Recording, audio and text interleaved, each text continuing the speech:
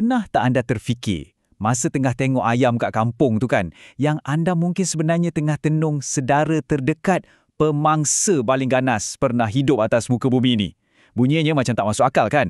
Tapi hari ni, kita akan bedah siasat sains di sebalik kaitan antara Tyrannosaurus Rex dengan ayam.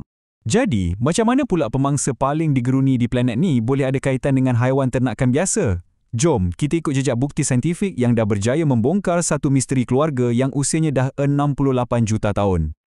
Okey, perjalanan kita ni bermula dengan petunjuk-petunjuk yang paling asas sekali lah.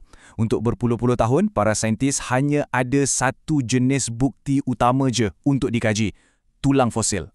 Dah lama dah para saintis ni syak mesti ada sesuatu. Sebabnya, struktur rangka dinosaur dengan burung moden ni banyak sangat persamaan. Cuba tengok tulang pinggul dia. Tulang selangka yang berbentuk macam garfu tu, malah cara kedua-duanya berjalan pun lebih kurang sama. Ini semua petunjuk yang kuat, tapi ia masih belum jadi bukti konkret, masih ada keraguan.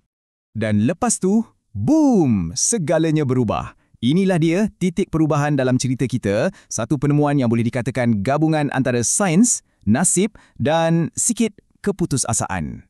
Semuanya bermula pada tahun 2003 bila satu tulang paha T-Rex ditemui di Montana. 2 tahun kemudian, pada 2005, satu kejutan besar berlaku. Bila dipecahkan, ada tisu lembut yang masih elok terawat kat dalam. Ini akhirnya membawa kepada satu kajian molekul yang memang mengubah sejarah pada tahun 2008. Yang kelakarnya kan, penemuan ni nyaris-nyaris tak jadi tau. Tulang paha tu besar sangat sampai tak muat nak masuk helikopter. Jadi, dalam keadaan terdesak, para penyelidik terpaksa patahkan tulang tu kepada dua. Dan tindakan inilah yang tanpa sengaja telah mendedahkan rahsia yang dah tersimpan selama berjuta-juta tahun. Kat sinilah ceritanya jadi lagi menarik. Para saintis kena tukarkan penemuan tisu lembut ni kepada data yang kukuh. Inilah masanya bidang paleontologi bertemu dengan biologi molekul. Cuba bayangkan ni. Para saintis berjaya keluarkan serpihan protein daripada tulang yang umurnya 68 juta tahun. DNA memang dah tak dapat diselamatkan, tapi cebisan protein yang berharga ni dah cukup untuk memulakan satu revolusi dalam sains. Molekul utama yang ditemui ialah kolagen. Ia sejenis protein struktur yang ada pada semua haiwan. Dengan kaji urutan asid amino dia, saintis boleh cipta sesuatu yang dipanggil cap jari molekul. Benda inilah yang digunakan untuk tentukan hubungan evolusi antara spesies, tak kiralah spesies tu masih hidup ataupun dah lama pupus. Prosesnya boleh kita ringkaskan kepada 3 langkah. Pertama, diorang ekstrak molekul kolagen yang sangat berharga tu dengan berhati-hati. Kedua, diorang susun dan petakan struktur 89 asid amino daripada protein T-Rex tu. Dan akhir sekali, urutan T-Rex ni dibandingkan dengan 21 haiwan moden, termasuklah ayam, burung unta, buaya dan juga manusia. Jadi, lepas semua data dah dianalisis, tibalah masanya untuk jawapan yang kita semua tunggu-tunggu. Data molekul ni akan bagi jawapan muktamad tentang kedudukan T-Rex dalam silsilah keluarga haiwan.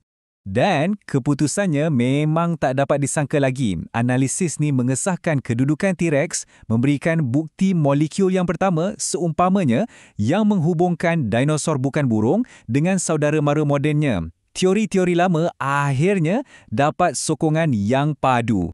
Jadi, siapa saudara terdekat T-Rex? Analisis kolagen menunjukkan padanan paling hampir adalah dengan ayam dan burung unta. Selepas tu, barulah buaya. Ini secara molekulnya mengesahkan yang T-Rex ni sebenarnya lebih rapat dengan burung berbanding reptilia moden yang lain. Carta ni tunjukkan dengan jelas sangat persamaan protein dengan ayam dan burung unta adalah yang paling tinggi. Buaya pula duduk kat tengah-tengah. Manakala haiwan lain macam ikan salmon, persamaannya jauh sangat kat bawah. Ini meletakkan T-Rex dengan kukuh di cabang silsilah keluarga yang menuju terus ke arah burung moden. Okey, T-Rex dengan ayam ni ada kaitan. Menarik kan? Tapi kenapa benda ni betul-betul penting? Jom kita tengok macam mana penemuan ni sebenarnya jauh lebih besar daripada sekadar satu fakta yang seronok untuk diceritakan. Ada beberapa poin penting kat sini. Pertama, inilah bukti molekul pertama yang menunjukkan hubungan evolusi dinosaur yang akhirnya mengesahkan teori-teori berdasarkan tulang-tulang sebelum ni. Paling penting, ia buktikan yang maklumat biologi boleh bertahan selama berjuta-juta tahun, membuka satu lembaran baru dalam kajian makhluk purba. Pada dasarnya kan, penemuan ni betul-betul mengubah cara kita pandang evolusi. Ia menunjukkan yang rekod fosil bukan setakat simpan tulang je, tapi juga boleh menyimpan rahsia biologi yang kita pernah sangka dah hilang di telan zaman. Ini buat kita tertanya-tanya kan, kalau protein T-Rex boleh bertahan selama 68 juta tahun, bayangkan rahsia purba apa lagi yang masih tersimpan elok di dalam fosil-fosil tu yang cuma tunggu masa untuk kita bongkarkan.